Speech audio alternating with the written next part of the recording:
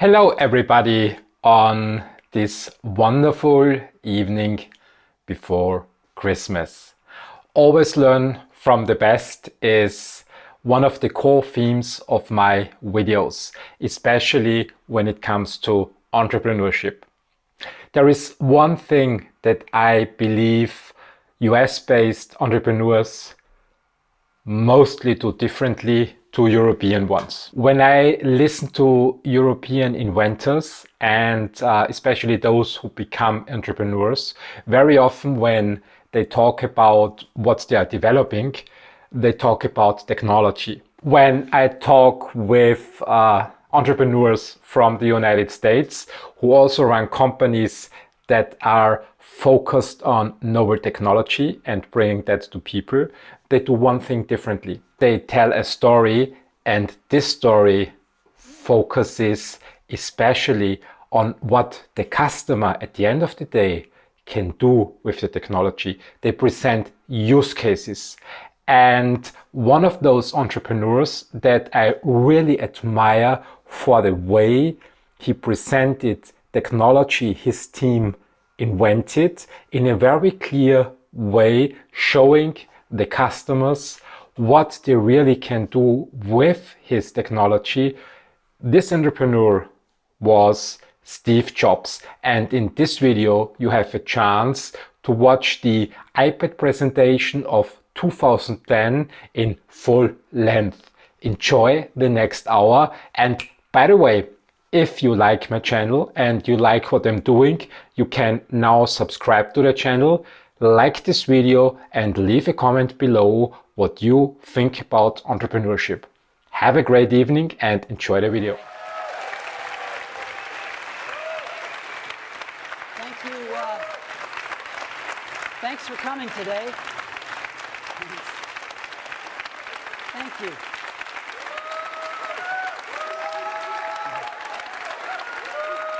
Thank you.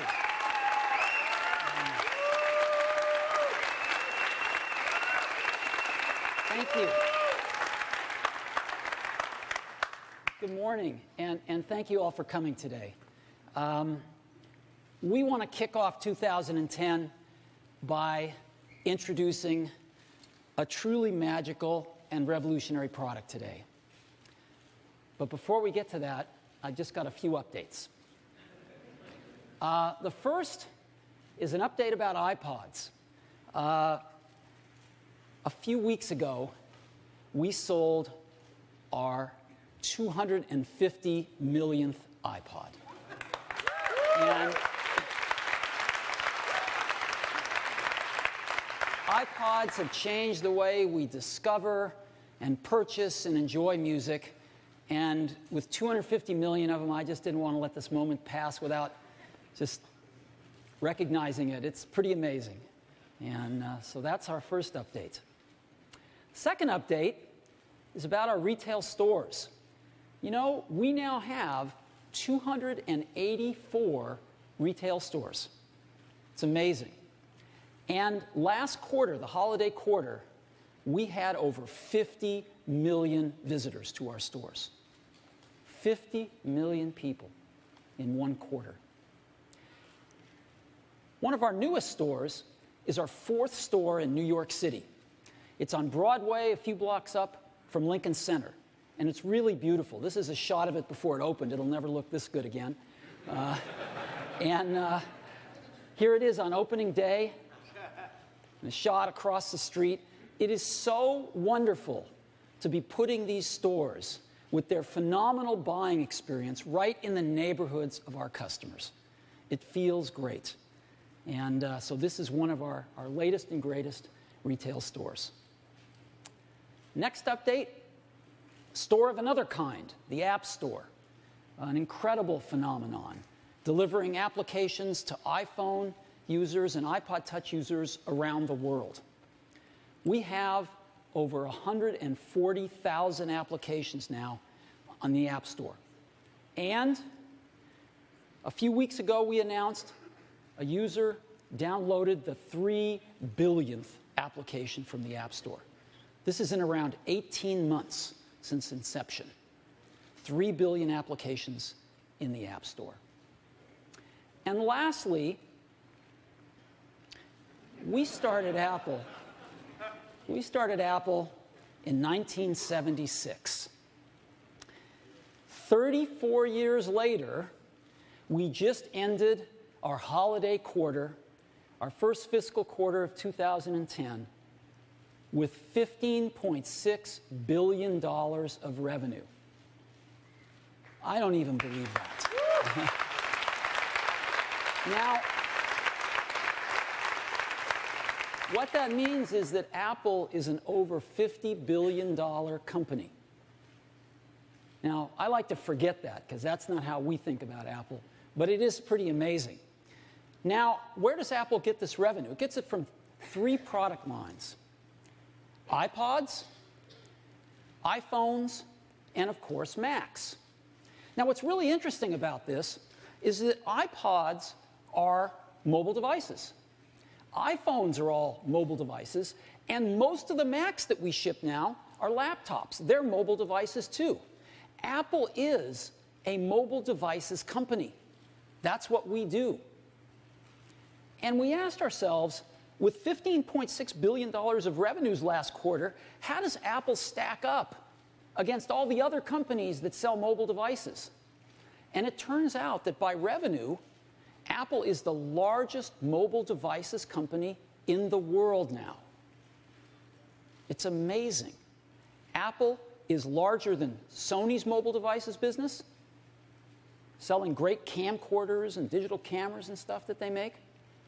It's bigger than Samsung's mobile devices business with all their handsets that they sell. And by revenue, it's even bigger than Nokia's mobile devices business with all of the handsets that they sell. Apple is the #1 mobile devices company in the world. So those are the updates that we have today. So now let's get to the main event. I chuckled when I saw this.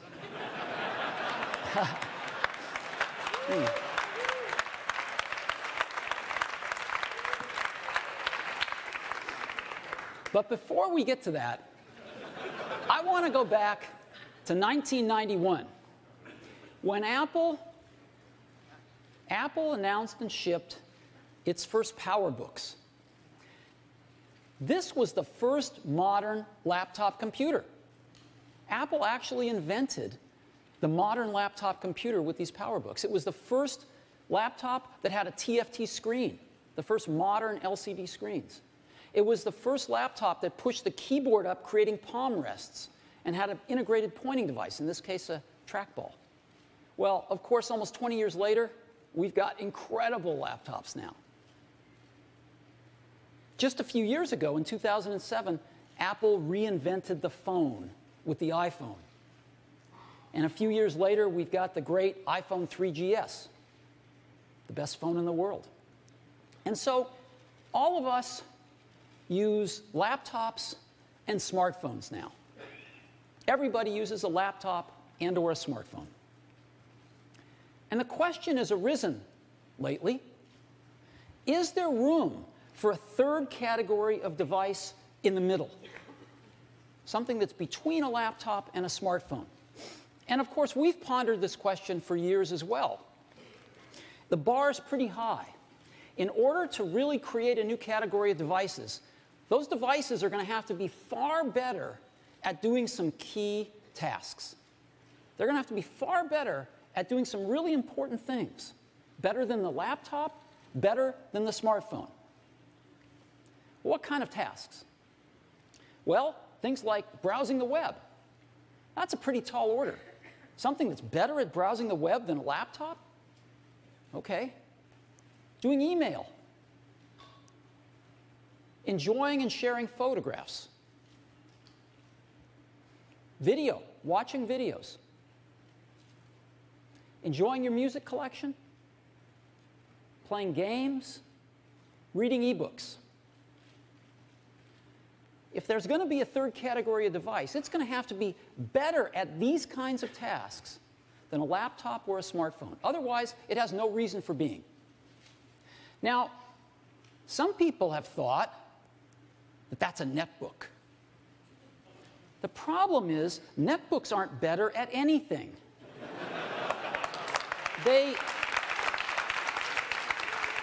They're slow, they have low-quality displays, and they run clunky old PC software. So they're not better than a laptop at anything, they're just cheaper. They're just cheap laptops. And we don't think that they're a third-category device. But we think we've got something that is. And we'd like to show it to you today for the first time. And we call it the iPad. So,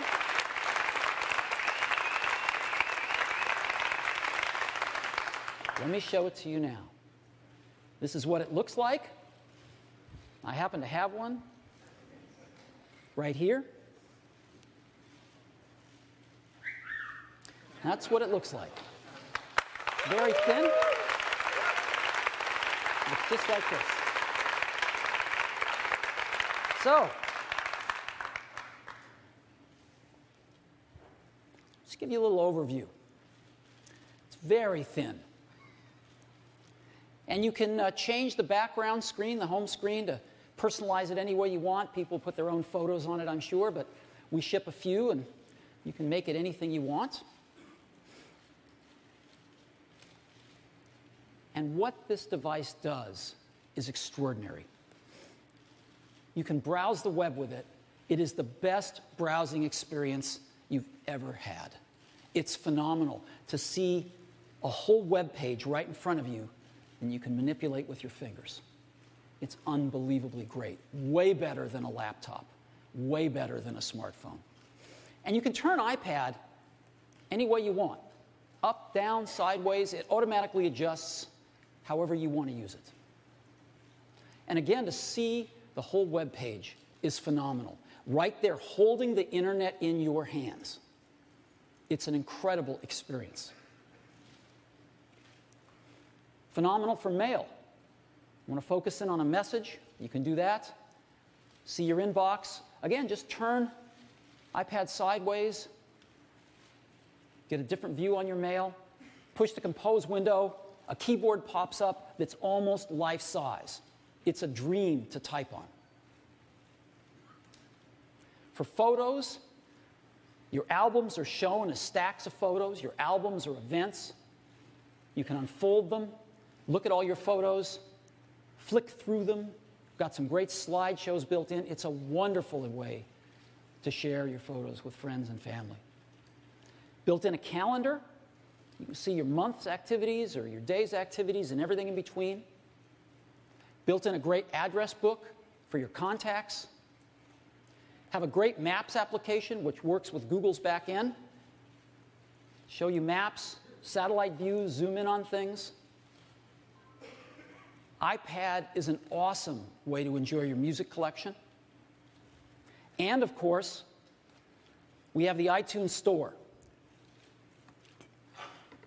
Built right into the iPad, so you can discover music, you can purchase it, movies, TV shows, podcasts, iTunes University, everything built right into the iPad. YouTube, you can watch YouTube on it, including YouTube in high def now. They've got a lot of high def video.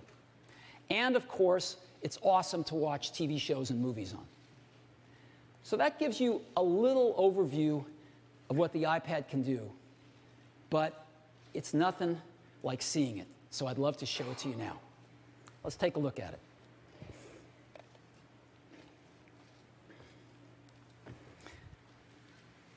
Again, using this thing is remarkable. It's so much more intimate than a laptop, and it's so much more capable than a smartphone with this gorgeous large display. So this is the lock screen. I unlock it. The icons fly in. Let's go right to the web. So here we are at apple.com, and I'm just going to go to Safari. I just touch the bookmarks icon and touch the New York Times, let's say. And here we are right at the New York Times. You can see how fast it is. And I can just scroll around here and look at the whole front page of the New York Times. Anywhere I want to go, anything I want to make bigger, I can make bigger. If I want to go into a story, I can just touch it. And I go into that story.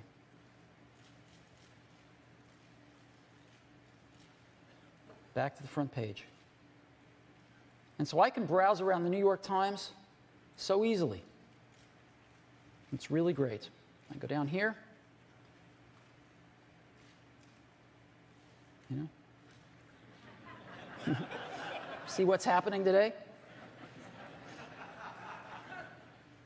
And again, just so easy to go into a story like this. See the photographs, read the story. It's that simple. Let me go to another website here. Let's go to Time Magazine. See what's up in Time's website.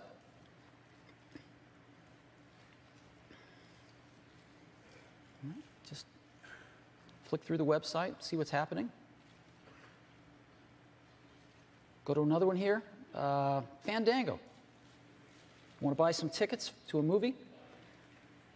Grab the tablet that's in the kitchen. Go to Fandango on your iPad and buy your tickets. It's that simple. The whole website in the palm of your hands. Let me go to another one. It's kind of nice, National Geographic.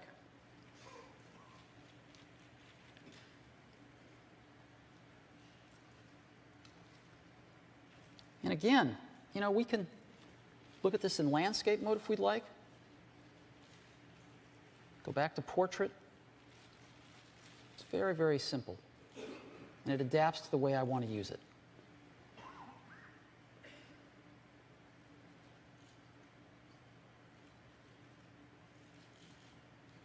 And again, I can zip around this website just touching on pictures of animals, what I want to see.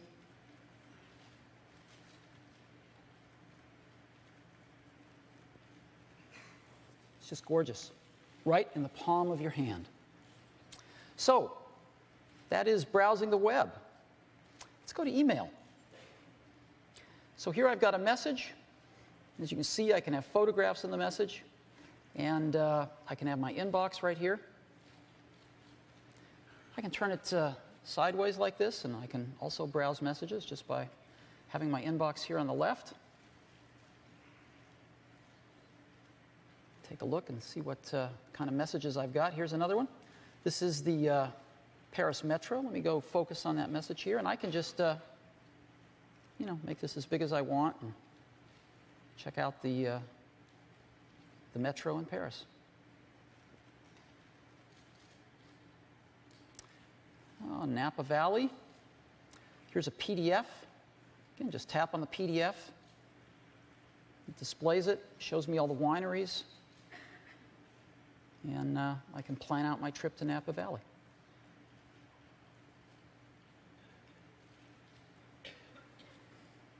So that's how simple mail is.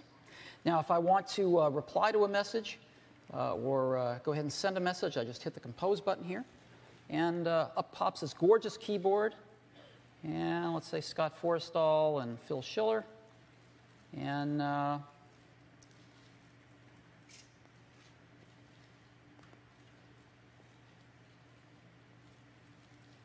oops.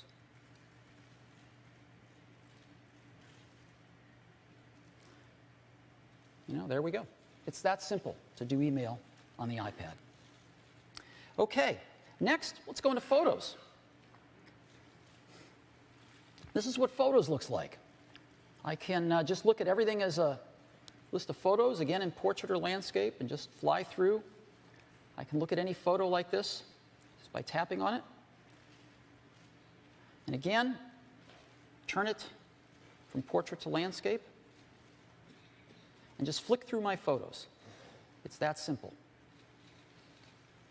I also can look at my photos as albums, and it grabs the metadata from any PC or Mac. And if I'm on a Mac, I can also get events, faces, and places from iPhoto. Now, once I have these, I can look inside of any album, as an example, and say, you know, is this the one I'm looking for? And I can just pinch it open. No, that's not it. Is this the one? No, that's not it. This must be the one. Yep, that's it. And again, just flick through these photos. I have a little bar at the bottom if I want to scrub through them. Or I can just flick left or right through the photos. It's really wonderful. I have, again, events, faces. You know, let's see all the photos with Liz in them here.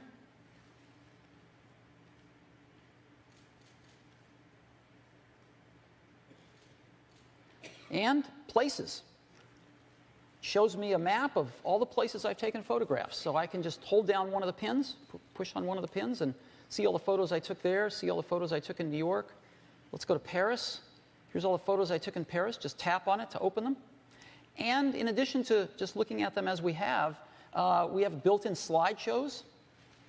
And so I can bring up a slideshow here and select my music and pick one of the different transitions. I'm going to pick one called Origami. And just push Start Slideshow.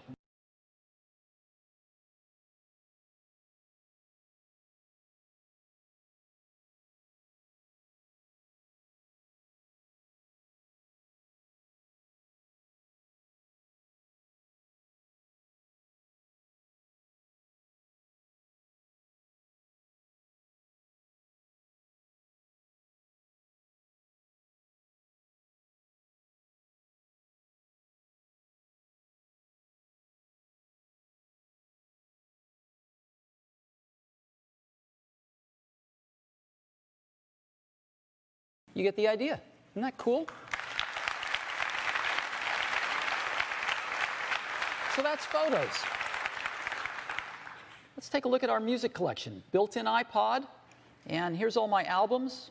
And I can just scroll through my albums and find something I like. When I see something I like, I just tap on it and say, let's play a song.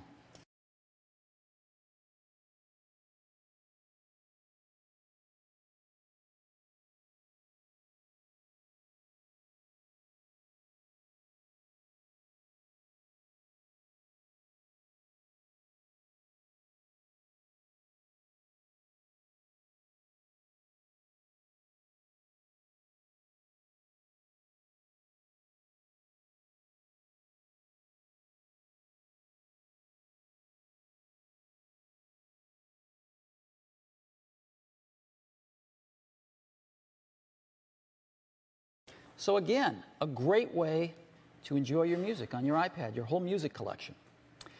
Let me show you a few other things. The iTunes Store.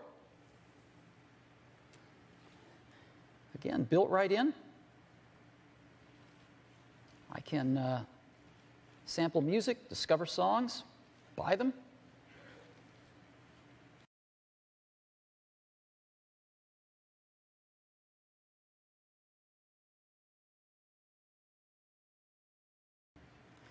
And of course, in addition to music, I've got movies, TV shows, podcasts, audiobooks, and iTunes U. All right here, all built right into the iPad. Got a great calendar. Here, look at that month view. And I can just drag my finger over events and get a little more detail on them. I can look at things as a week view, or a day view, or a list view. Very nice calendar. And great contacts application, great address book. Just go through it like this if we want. There's Scott. That's an example. So great contacts and calendars. Now, we've also got a great Maps app, as I was showing you. And again, here's the Eiffel Tower. We just tap the corner. Let's go to satellite view. And again, we can just pinch this as big as we'd like. There we go. There's the Eiffel Tower.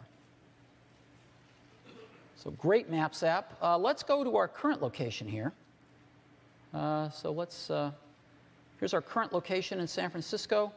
And I'm going to type in sushi. And we should find all the sushi places nearby. And again, I can just tap on a pin to find one. And there we go. Here's Sushi Boat. So I want to go find that one after this presentation, maybe get some lunch. And I can just hit on Google Street View right here. And there's Sushi Boat right there.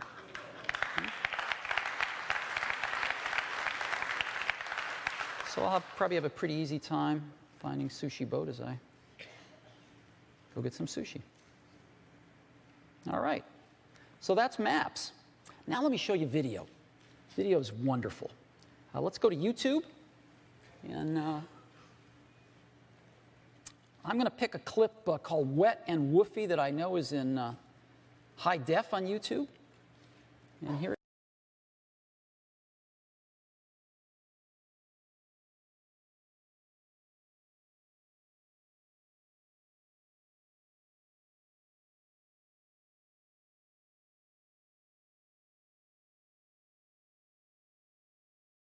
So that's YouTube, and again, here's related clips and more from that person.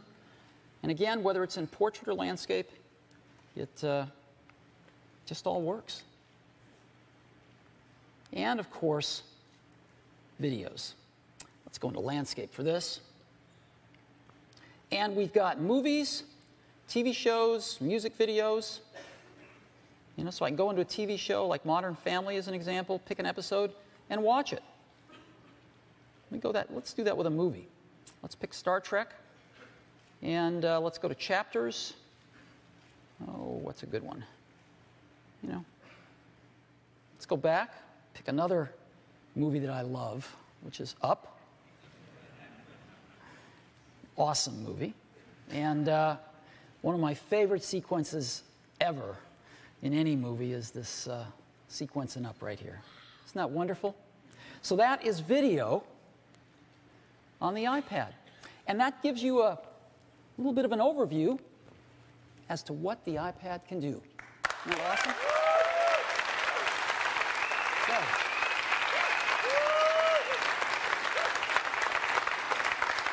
I have to say, though, watching it is nothing like getting one in your hands and feeling all of that just right in your hands and right underneath your fingertips. So, let's go back to the hardware a little bit. The iPad is really thin. It's 1/2 inch thin. And it weighs just 1.5 pounds. That is thinner and lighter than any netbook. And it's got a gorgeous 9.7 inch IPS display. Super high quality display using IPS technology so you get great angle of view as well. Very high quality display. And as you know, Apple builds the best capacitive multi-touch sensors in the world. Married to our great display, it's terrific. Super responsive, super precise. iPad is powered by our own custom silicon. We have an incredible group that does custom silicon at Apple. We have a chip called A4, which is our most advanced chip we've ever done, that powers the iPad. It's got the processor, the graphics, the I/O, the memory controller, everything in this one chip, and it screams. And you can have 16, 32, or 64 gigabytes of flash solid-state storage inside the iPad. It's got the latest in wireless networking, Wi-Fi 802.11n, and the latest Bluetooth 2.1. And the usual suspects, accelerometer, compass, speaker, microphone. It's got a 30-pin connector, so it plugs into the whole ecosystem of iPod accessories. And it's got battery. What is the battery life of this remarkable device? We've been able to achieve 10 hours of battery life in this 1.5-pound device. 10 hours of battery life, which means I can take a flight from San Francisco to Tokyo and watch video the whole way on one charge. It's pretty nice. And in addition to 10 hours of battery life, it has over a month of standby life. So we could just set the iPad down, it would go to sleep automatically. We'd come back in a month, it would still have charge. It's remarkable. Environmentally, the iPad's a great citizen. It's arsenic-free, bromide flame retardant-free, mercury-free, PVC-free, and its aluminum and glass enclosure is highly recyclable. So that's a little bit of an overview of the iPod's hardware. Now, let's go back to software. We've seen some great built-in applications, some all-new built-in applications. But now let's talk about third-party applications. Let's talk about the App Store. And to help me do that, I'd like to invite up Scott Forrestal, our Senior Vice President of iPhone Software. Scott? Thanks. Good morning. The App Store has been a huge success. We launched it just about a year and a half ago, and already our customers have downloaded over 3 billion apps, choosing from among the more than 140,000 apps available on the store. Well, we built the iPad to run virtually every one of these apps unmodified right out of the box. Now, we can do that in 2 ways.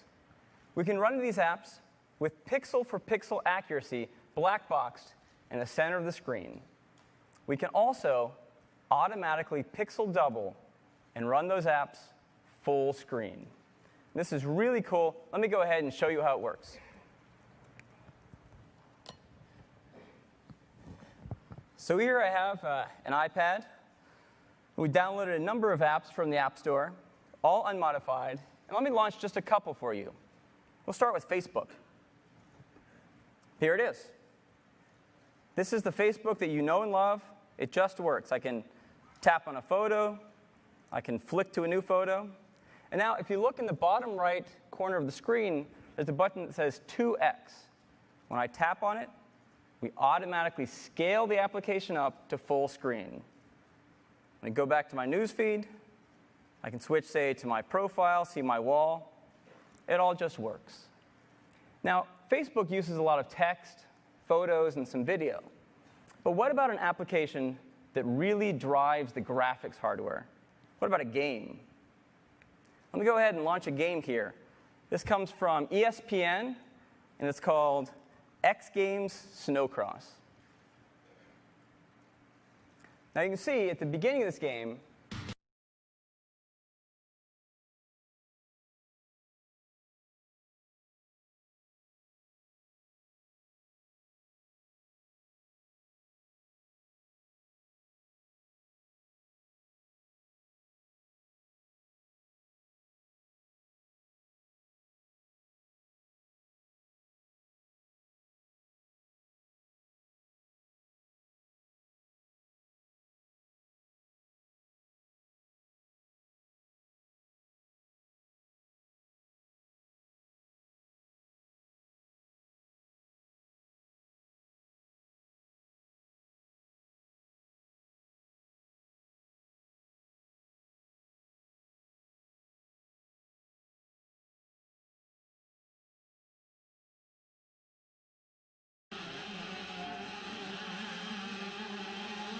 I'm steering it with the accelerometer, and even the game I can take full screen. So you can see, hey, some tricks. You can see that even with an OpenGLES game, very graphically intense, you get tremendous frames. I have to say, having played some games on here, they're smooth and they're incredibly fun. So there you go, right out of the App Store, unmodified.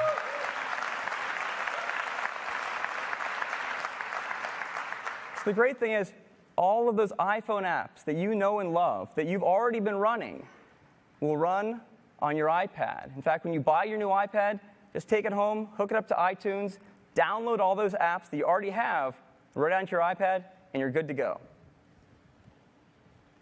Now, if the developer spends some time modifying their application, they can take full advantage of this large touchscreen display. And you can see that's what we did for all of our applications. We rewrote the user interface of every one of our apps to take full advantage of this large touchscreen display that comes with the iPad, like photos and music, calendar, and YouTube. They all look great. And we expect developers are going to want to do the same thing. So to that end, we've enhanced the iPhone SDK to now support development for the iPad as well. And we're releasing this SDK today. So developers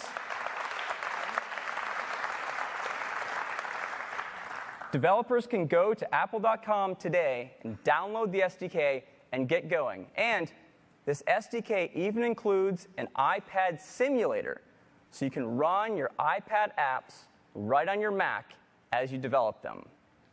You know, we think it's going to be a whole nother gold rush for developers as they build apps for the iPad. And of course, every iPad comes with the App Store loaded up on it. So you have a great distribution channel to get your apps out to all of our customers. Now, we're going to take and highlight and feature all of the apps that are built specifically for the iPad in the store. You'll still be able to get to all of the iPhone apps, but if you create an application specifically for the iPad, we're going to put it front and center. Now, we're really excited about the possibilities for developers on the iPad. And so, just about 2 weeks ago, we invited a few developers to Apple to give them a sneak peek at the iPad and see what they could create in just a couple short weeks. And I'd like to invite a few of them on stage to show you what they've created, starting with Gameloft. Gameloft is one of the largest developers of games for the iPhone and iPod Touch. They have over 60 games on the App Store that have been downloaded more than 55 million times. To show you what they've been able to do in just a couple weeks on the iPad, I'd like to invite up Mark Hickey. Mark. Thank you, Scott. Thank you. Good morning. Today, my colleague Bogdan and I are here to show you some amazing new gameplay mechanics that we've worked into our award-winning first-person shooter called Nova. So what's different about Nova on the iPad versus Nova on the iPhone or the iPod Touch? Well, when you hold the device in your hands, you'll see the display is just huge, which makes the game immensely fun to play. But the size also gives you a lot more flexibility when it comes to controlling the game. For example, I can slide the D-pad up and down the side of the screen. Or if I want to quickly access some firepower, I can drag the rocket launcher down next to the fire button. So with the controls set up how we like, take a look at the bottom left corner of the screen. We've added a mini-map, and you can stretch the mini-map out across the screen just by dragging the corner with your finger. When we do that, you'll notice that there's this red dot on the screen. This tells us that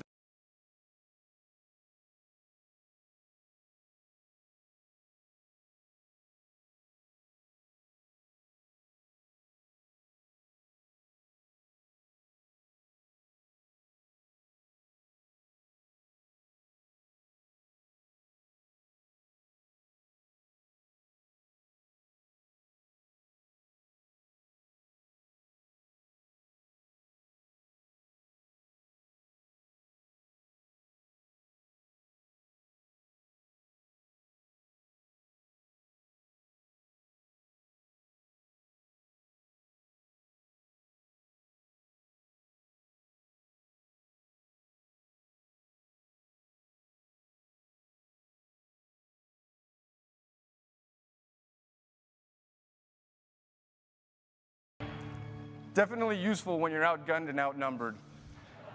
Now, this is what we were able to accomplish in just a few short days working with this exciting new hardware. The games look incredible at this higher resolution, and the form factor opens up countless new doors for us in terms of game design.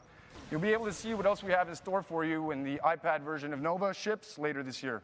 Thank you very much. Thanks, Mark.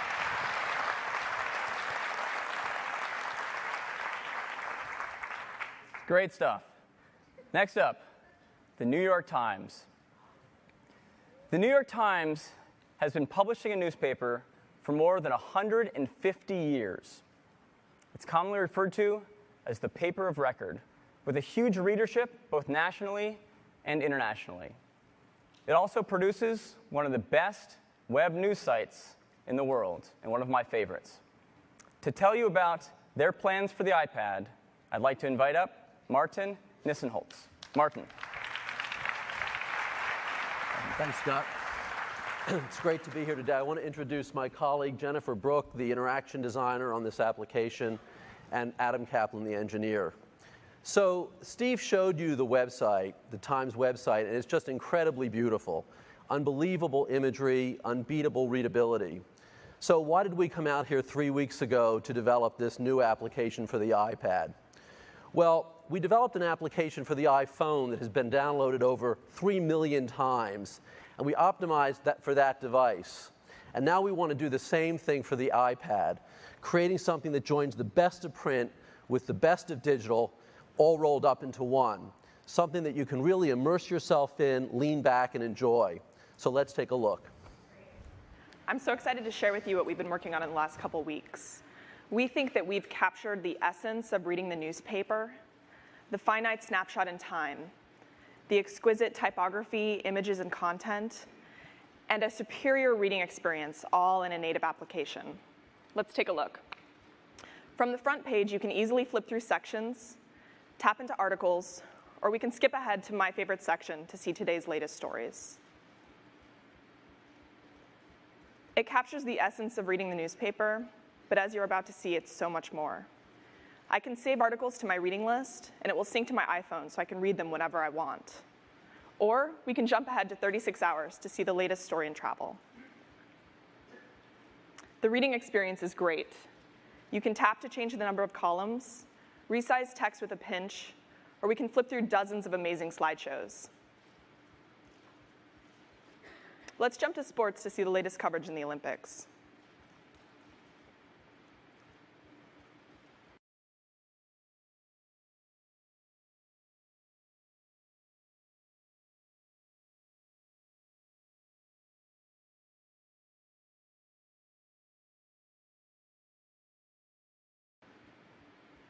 When you're done reading, simply turn on updates to get breaking news and latest stories in all sections.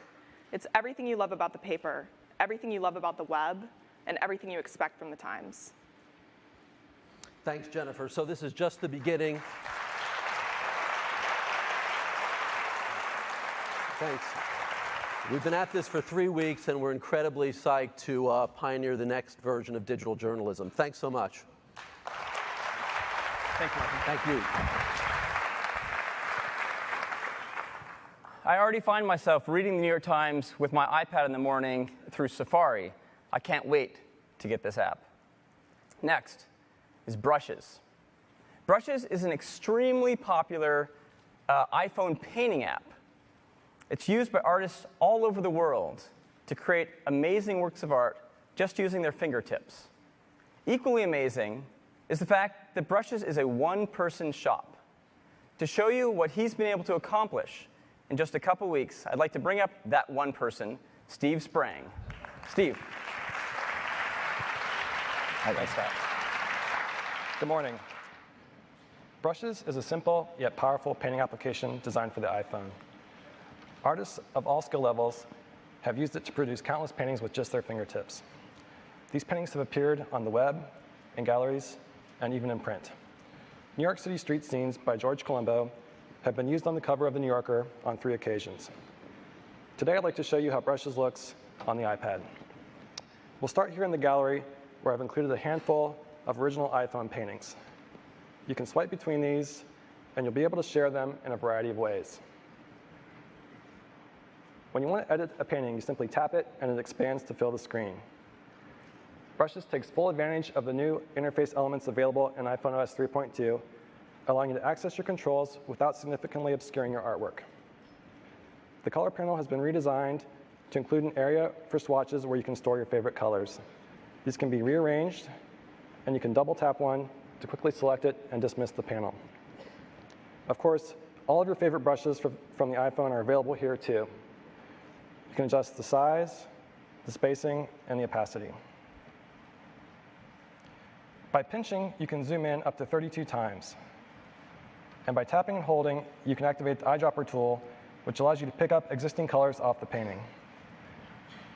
Painting is as simple as dragging your finger across the screen. In this example, I'm removing the umbrella by painting over it with the background color. If you mess up, you can always undo. When you're done painting, just tap the gallery button to return to the gallery. On the iPad, Brushes is going to support in-app playback of your paintings. Just tap the play button to see a replay of your actions. I'm really excited about the possibilities for Brushes on this device. Artists have already done amazing things with the iPhone, and I think with this larger screen, they're going to have a true portable paint studio. I can't wait to see what they can do with it, and I plan to have Brushes available at the product launch. Thank you. Thanks, Steve. It's amazing. I mean, imagine an artist with a canvas this large that they can carry anywhere they go, including art students, and it weighs only 1.5 pounds. No paints, no easel. It's going to be incredible. Next up, Electronic Arts. Electronic Arts has been a major supporter of the iPhone platform ever since we launched the App Store, with over 40 titles already. EA is the #1 worldwide publisher of mobile games. To show you what they're doing for the iPad, I'd like to invite up Travis Boatman. Travis? Thanks, Scott. Hey, everybody. So when Apple invited us to come on site and work with them on the iPad, we couldn't have been more excited. But as gamers, the first thing we wanted to check out was this device's performance.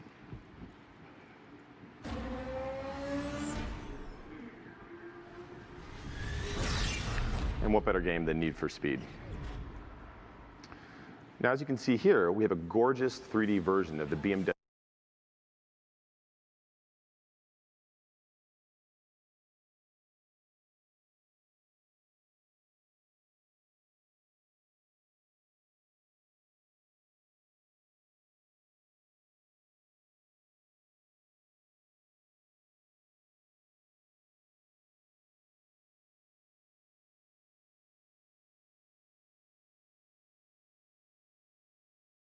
Building for the iPad is something completely different. It's a little bit like holding a high-definition television screen just inches from your face. The field of view and the sensation of speed that you get is just incredible. It's not unlike if I turned around and was driving this monitor with my hands. Except I couldn't clearly lift that up, but this thing's so light that John's able to hold it in his hands and use the accelerometer to steer our car like a steering wheel. It's really cool. It's also fully touch-enabled. And we had a lot of fun experimenting with different types of interfaces. For example, if John wants to see inside the car, there's no buttons required. He just taps right on the car. We had so much screen real estate, we started adding fun things like the shifter. Again, really intuitive. The user just swipes up and down with his finger to change gears. We also have so much screen real estate, we added mirrors. Simply tap on the mirror to look behind you. Yeah, well, you've got to be careful where you're looking if you're driving. But other than just a large screen and it being completely touch sensitive, again, for us, performance is really important. And a game like Need for Speed really pushes the limits. So we want to show you exactly how fast this device in this game really goes.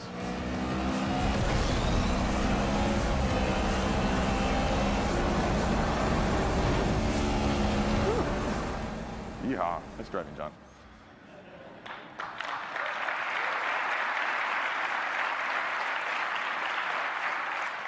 So that's Need for Speed running on the iPad, and you can expect a lot more great stuff coming from EA soon. Thanks, everybody. Thanks, Travis. Nice. And last up is MLB.com. MLB.com is the official website of Major League Baseball and the publisher of MLB.com At Bat. Now, that app has been downloaded nearly 2 million times and has streamed over 60 million videos, making it one of the most popular sports apps in the App Store. To show you what they're doing with the iPad, I'd like to invite up Chad Evans. Chad. Thanks, Scott. Good morning, everybody. Joining me is Tracy Pessin, our Director of Mobile Engineering. We were extremely excited to build something for the iPad, and we realized we couldn't just take our existing iPhone application and make it bigger.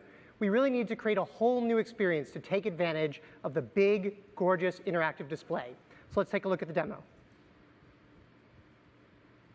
So you're currently looking at our live game experience with data from last April. Across the top, you have our league scoreboard, which allows you to navigate to any of the day's games. On the field, you have our game day pitch tracker, which shows you the trajectory of every pitch thrown. And you can tap on a pitch to bring up additional details. You can also tap any player to flip open his baseball card. So you can see all the stats relevant to the current game situation. And now with all this great screen space, we can actually show you video highlights while all this is going on. So you can replay the game's best. High drive, right center field, hit a ton, up in Triple's alley. Well, I love that. Across the bottom, we've got your game controls, so you can see the box score, the field, the summary, the batter-pitcher matchup, and scroll through the lineup. And it looks like we've got a man on first now, so we can take a look at all the action with MLB.tv, where you can watch live with your choice of home or away announcers. So the first thing you'll notice is that baseball looks absolutely amazing on this screen. And now we can enhance it with great live data from MLB.com, like the scoreboard, the field, the box score, and player cards, all while you watch. So let's take a look. Is rolling, hits a high drive, left field, out of here. So we really think this device, with its big interactive display, allows us to create a really rich, immersive, interactive experience for fans to enjoy the national pastime. Thank you. Thanks. Well, I, for one, know that instead of carrying a transistor radio into the backyard to listen to baseball, I'll be taking my iPad and this app. Now, we really are incredibly excited about the opportunities for developers to build amazing apps for the iPad. And we're providing an SDK today to let developers get going on that. Now, while we wait for those apps to come out, we can all run all of our existing iPhone apps unmodified right on our iPad. And that is the app story for the iPad. Steve. That's great. Thank you, Scott. Isn't it awesome? And these guys only had 2.5 weeks to work on this stuff. So imagine what they're going to do in the next few months. People are going to go crazy. So we've seen some really great apps. Let me show you another one of our apps that we're very excited about. Of course, that's an ebook reading app. Now, Amazon's done a great job of pioneering this functionality with their Kindle. And we're going to stand on their shoulders and go a bit further. So this is what a Kindle looks like. I'm sure many of you have used one. This is reading a book on the new iPad. It's really nice, and our new app is called iBooks. Now, iBooks has a bookshelf. Looks like this, where you have all your books. If you want to read one, you just saw what it looks like. It's terrific. You can go into Portrait and see both pages if you'd like. And in addition to having your bookshelf and being able to read books, there's a button in the upper left corner of the bookshelf, which is the store. And we've created the new iBook Store, fully integrated with the iBooks app to allow you to discover and purchase and download ebooks right onto your iPad.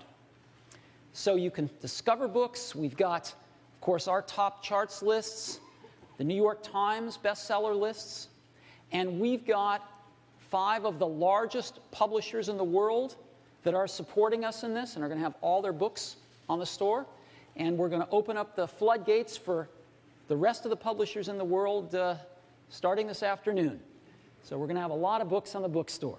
We're very excited about this. We think it's going to be a great app. So let me go ahead and show it to you.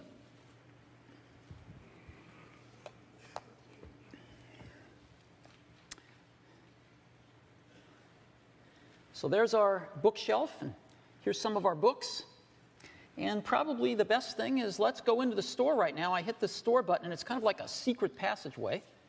It flips around, and here is the iBook Store. And if you've used iTunes or the App Store, you're already familiar with this. And we can look at books here. We can look at the New York Times bestseller lists. etc. Let's go back here, and I want to actually buy True Compass by Edward Kennedy. So I just tap on it. I get more detail about it here. Take a look at the reviews of it. And I'm going to buy it. I get a sample of it to read if I'd like, but I'm sold already, so I'm just going to go tap on it and buy this book. And the book downloads right onto my bookshelf like that. And that's all there is.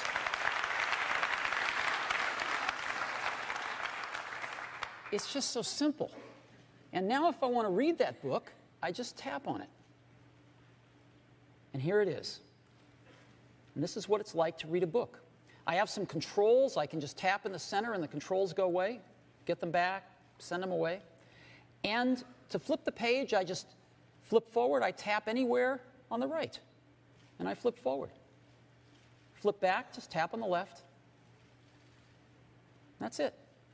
I can even flip myself if I want by dragging it, if I'd like, you know. Very simple. And I can go to the table of contents here, and I can just pick a chapter and go there. I'm going to pick Part 2, Brotherhood.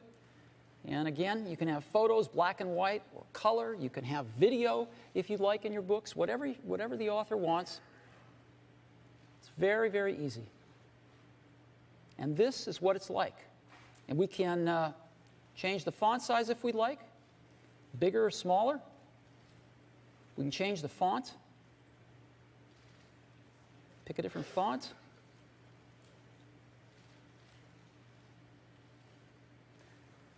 Whatever you want. And that is iBooks.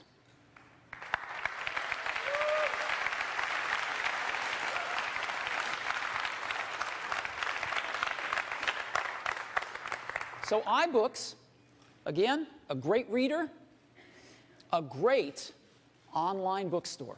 The iBookstore, all in one really great app. We use the EPUB format, and so it is the most popular open book format in the world. And we're very, very excited about this. We think that iPad is going to make a terrific ebook reader, not just for popular books, but we are also very excited about textbooks as well. Now, something very exciting. iWork. A little over a year ago, I asked the head of our iWork team to take a look at creating a version of iWork for the iPad. And the initial reaction was, the iWork apps, Keynote, Pages and Numbers, are really heavy-duty apps. They require a lot of horsepower. Could the tablet power them? And the answer turned out to be a resounding, you betcha. And then, could we come up with an entirely new user interface for these apps? It's very different than running on a personal computer. And what they came up with is really magnificent. And so, to tell us about iWork on iPad, I'd like to invite up Phil Schiller, our Senior Vice President of Product Marketing. Phil?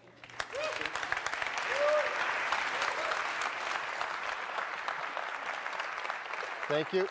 Good morning, everyone. This is really exciting. iWork is a suite of applications that millions and millions of our customers on the Mac truly love.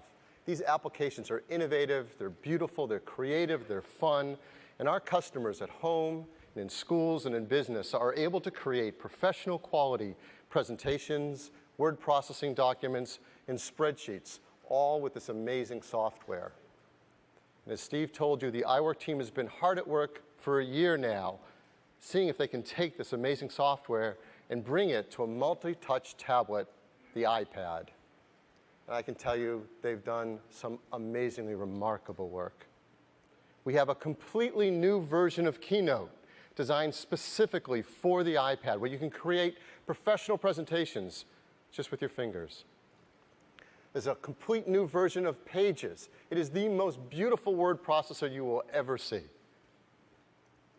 And there's a complete new version of Numbers, a spreadsheet that is fun and cool to use. When's the last time someone's told you that? And really, the only way to appreciate how amazing the software is for me to show you. So I'm really honored to be the first to show you the new iWork applications on the tablet. So here we go. I get to sit in the chair. Let's launch Keynote. Keynote runs in landscape orientation because that's the way our slides are. Our slides are designed horizontally. And when we launch into Keynote, the first thing we do is we see our slide library. This is a library of presentations that we have created in Keynote. I can create a new presentation by just tapping a button to do so, and I have access to these gorgeous templates, just what you would expect in Keynote. I'm going to go into this first presentation, 7 Wonders of the World.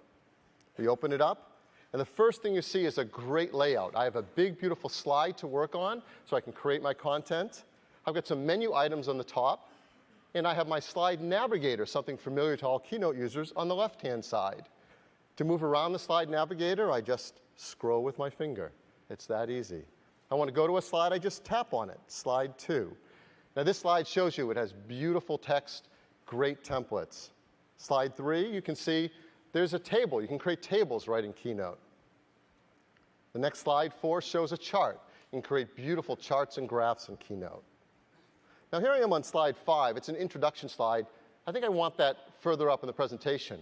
How do I move a slide around in the navigator without a keyboard or mouse? It's really simple. I'm going to hold my finger down on it. It pops up out of the canvas, and I drag it wherever I want and let go, and now I've rearranged my slide. Well, that's for one. What if I want to move a bunch of slides? Watch this. I'm going to pick slide 5, drag it over, and then I'm going to tap 4, tap 3, and they create a bundle that I can drag and place anywhere I want, and they snap into place. So multi-touch gestures used to arrange all my slides.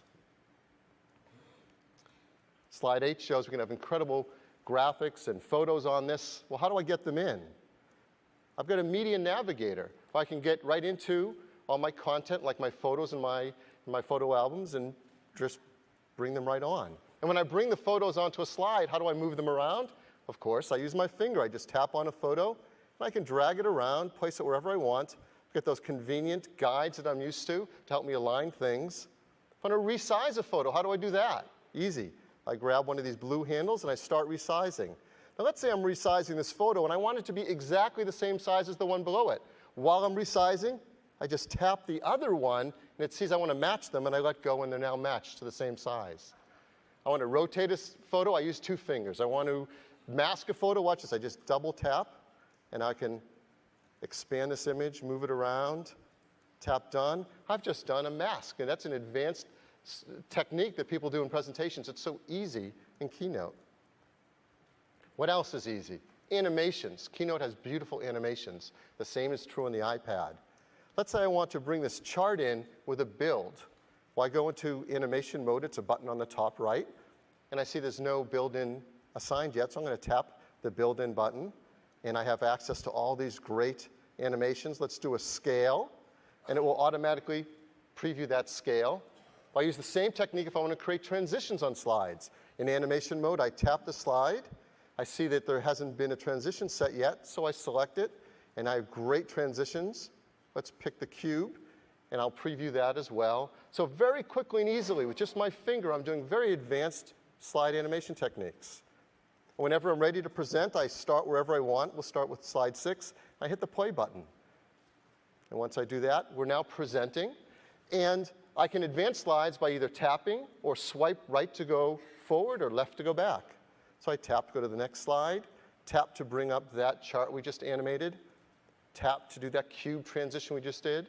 Now watch this one. When I tap, that's called Magic Move. Automatic animation transitions created in Keynote. A very advanced feature. That's on the iPad as well. Look at the quality of some of these graphics and transitions. They're just beautiful. Anytime I want to get out of it, I just double tap, and I'm back into Keynote, and out to all my presentations. So that's a very quick, brief view of Keynote and all the power it has on the iPad. Now let's go to Pages. Yeah. Like Keynote, with Pages, I see a library of documents that I've created in here. I also can get access to a lot of templates to start anything new. Let's go into this first one, Life in the Serengeti. Again, this is a document that was created right on the iPad. It's beautiful. I can scroll through the texts and headlines and copy. If I tap anywhere in the text, up pops my keyboard, and down comes the ruler. It's the most beautiful ruler you've ever seen in an application. It gives you access to your most needed formatting commands. If I want to just focus on typing, I can turn it horizontal.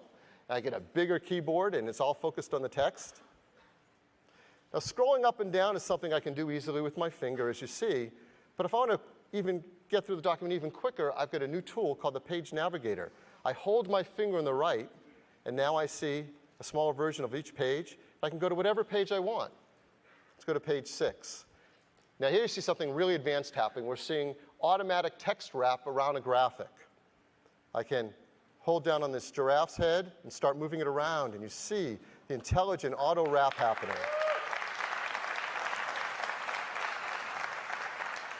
I can tap on the text to type, or I'm going to tap the info button on the top to bring down a control panel where I can set a whole bunch of things.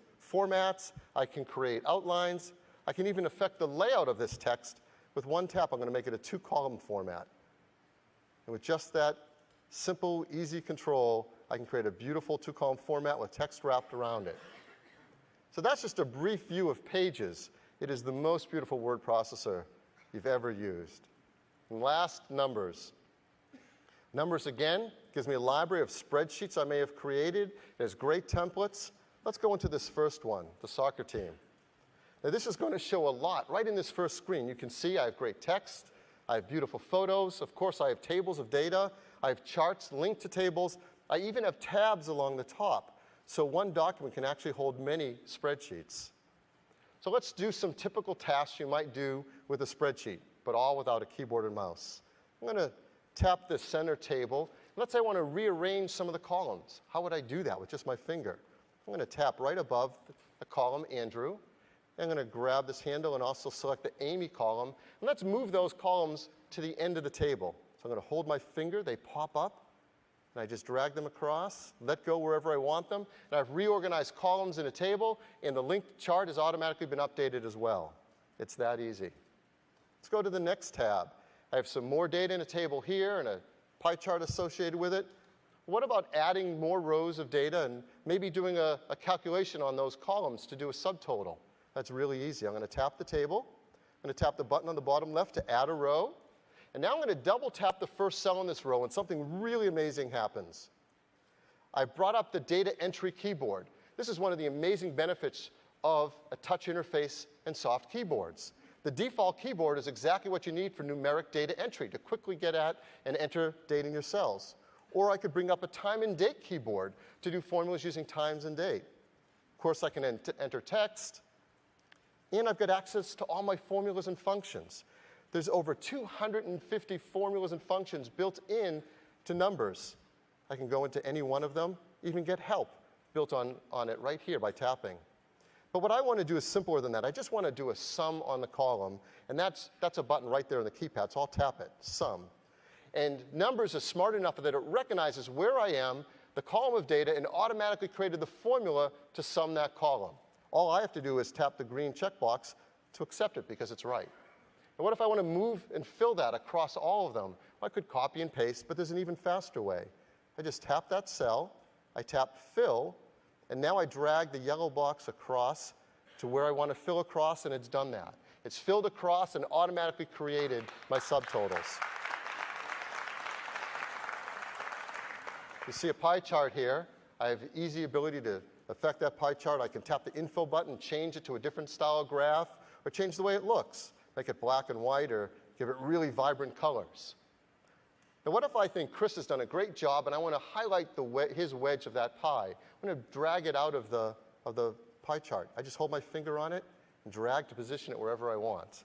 Again, things that are hard to do on a spreadsheet with a keyboard and mouse are really easy to do with this touch interface. Numbers are so powerful. You can create spreadsheets like this one that has formulas, checkboxes, ratings. I can even take a table just like this one, and in one simple tap command, create a form Now, all the data in that spreadsheet is represented as a form on the tablet that I can enter. I just hit the arrows to move between the different records. I can decide that Andrew here has done a great job goaltending, and his accuracy is great. And with a simple touch, now I've created a form, I've entered data, all in an advanced spreadsheet on the iPad. So that's a quick look at iWork on the iPad.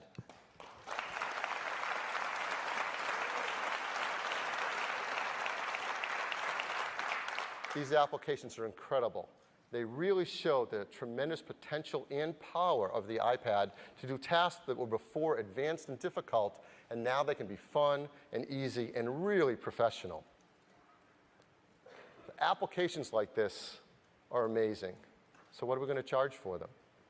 I'm really excited that we're going to charge just $9.99 each for these applications. That's just breakthrough. These are 3 completely new applications. They have amazing new user interfaces. They're compatible with iWork on the Mac, so you can import and export between the iPad and your Mac.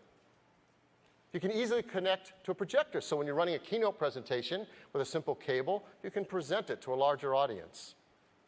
Again, priced at just $9.99, and they're going to be available right on the App Store, right on the iPad. So everyone who gets an iPad can quickly and easily purchase and download these 3 applications.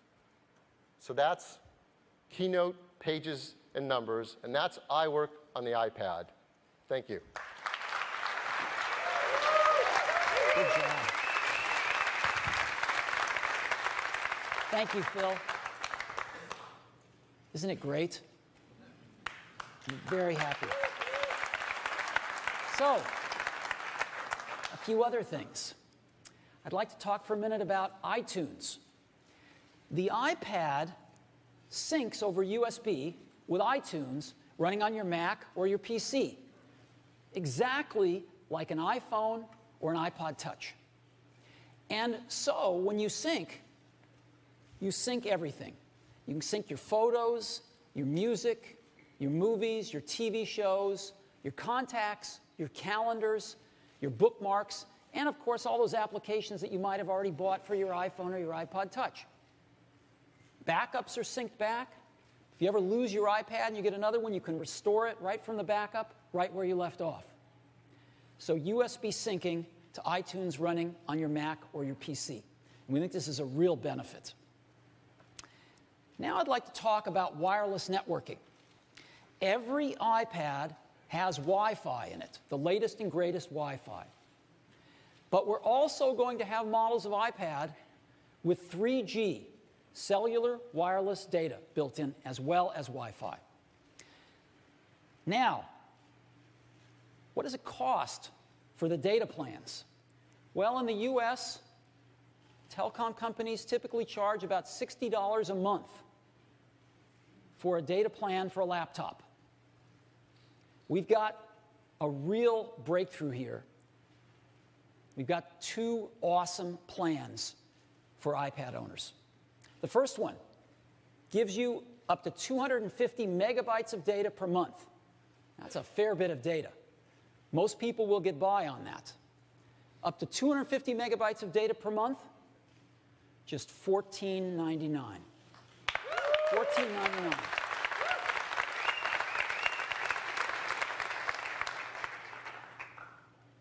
And if you feel you need more, we have an unlimited plan for just $29.99.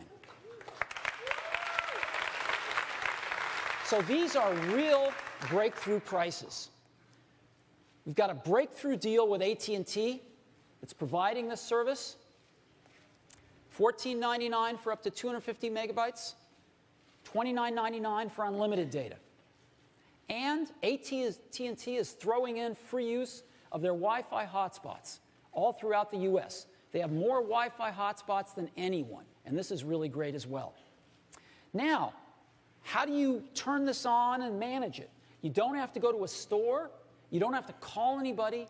You can activate this right on the iPad itself. And there's no contract. It's prepay. So there's no contract, and you can cancel it anytime you want. So for $14.99 a month, you can buy your new iPad, activate it right on the iPad, $14.99 a month for 250 megabytes of data, and you can cancel it whenever you want. We think it's a phenomenal offering. Now, so we've got a breakthrough deal in the US. What about international? Well, we hope to have our international deals in place in the June-July timeframe. We think we can probably do a lot of them by June. And so we're going to start on that tomorrow. However, all of the iPad 3G models are unlocked. And they use the new GSM micro SIMs. So internationally, if some of the carriers offer micro SIMs, it's a very high likelihood they'll just work. And we'll be back this summer with some even better deals for our customers internationally.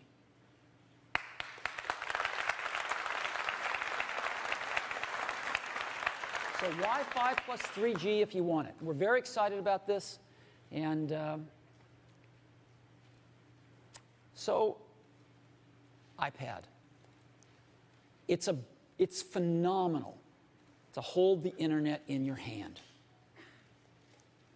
Email is fantastic on this device. It's the best device I've ever seen for enjoying and sharing photography. Great for enjoying your music collection. And video is phenomenal on it.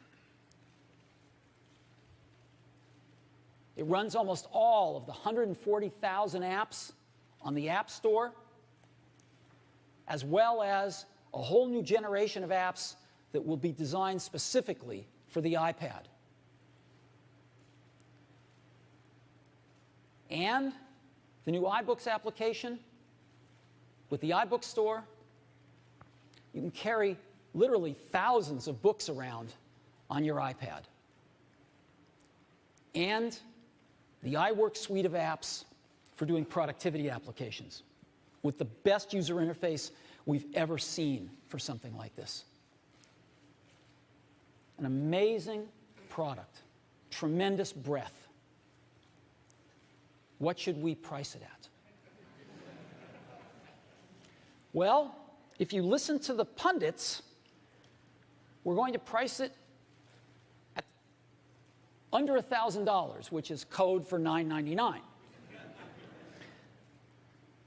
When we set out to develop the iPad, we not only had very ambitious technical goals and user interface goals, but we had a very aggressive price goal because we want to put this in the hands of lots of people.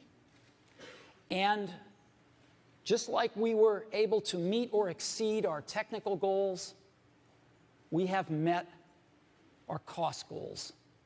And I am thrilled to announce to you that the iPad pricing starts not at $999, but at just $499. $499.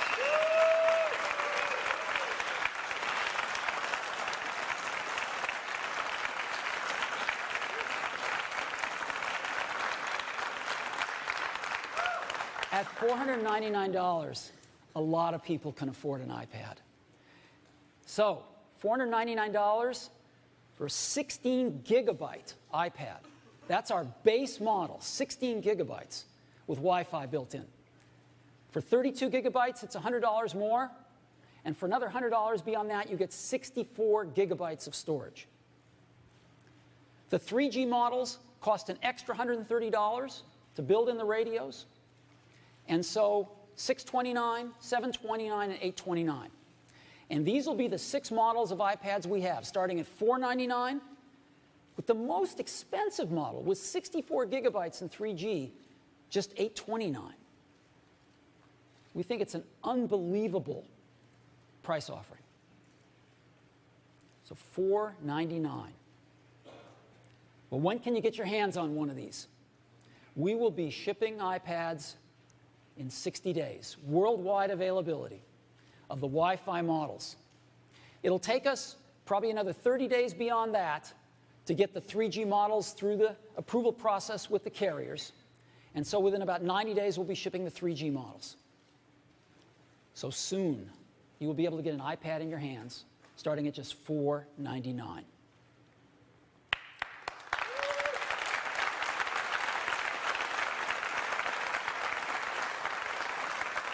We've got some really great accessories as well. Let me show you 3 of them. First one's very simple. We have a dock. Well, why is that so interesting? Because, you know the slideshow I showed you? Well, when you're in the lock screen, there's a little button that you just push, and it puts you in the slideshow, and you have a great picture frame to look at your photos while the iPad is charging on your desk. It's very nice. We have another dock for the iPad that's interesting, the keyboard dock.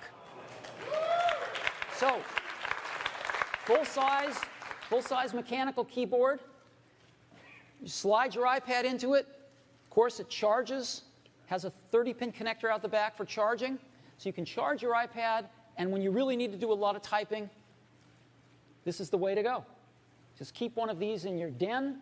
When you've got to write War and Peace, just plug your iPad into it. Third accessory, really nice case. Protects your iPad, but it also flips around in back of itself and is a really nice stand if you're going to do typing, and a great way to watch movies. So a nice case as well. So 3 accessories for the iPad. Now, we made a video, which we're going to put up on the web, but since we've got this really great projection system here, I thought you might like to see it on the big screen. So let's go ahead and run the video.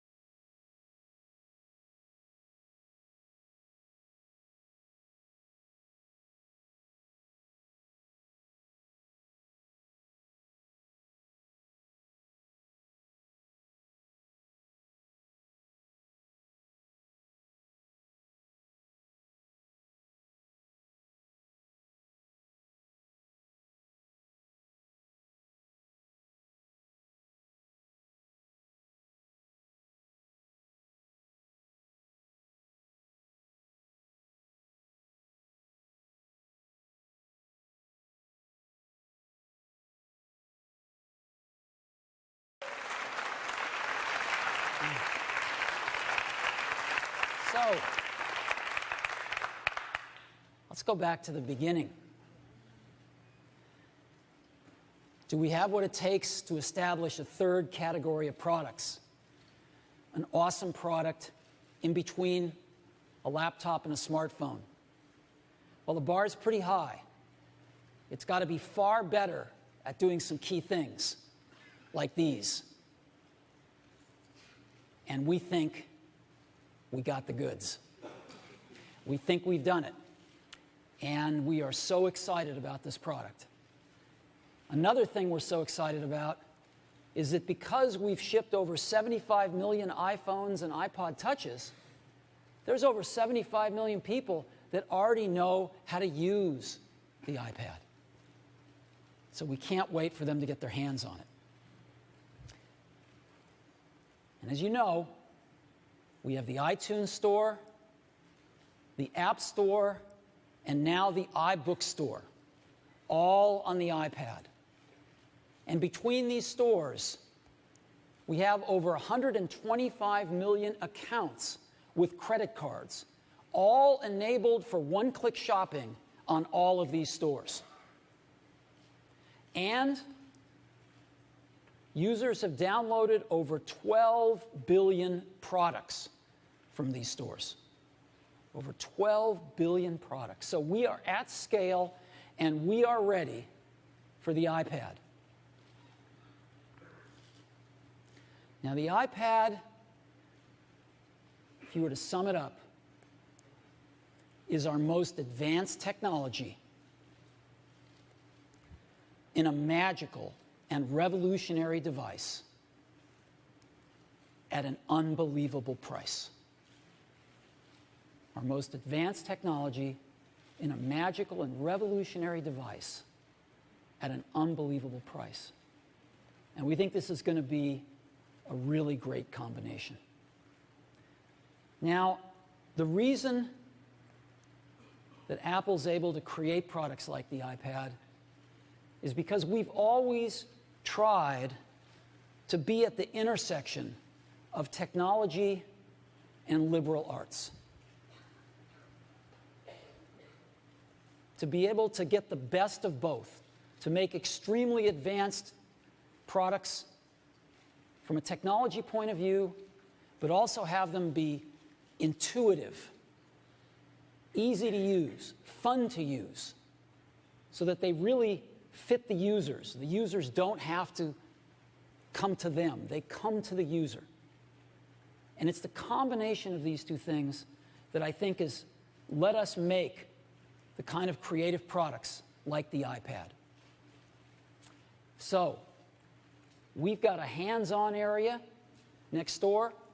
We'd like you to go get your hands on an iPad, because when you feel all this power and this much fun and the internet in your hands, you'll never want to go back. So thank you so much for coming this morning, and we hope you love the iPad as much as we do. Thank you very much.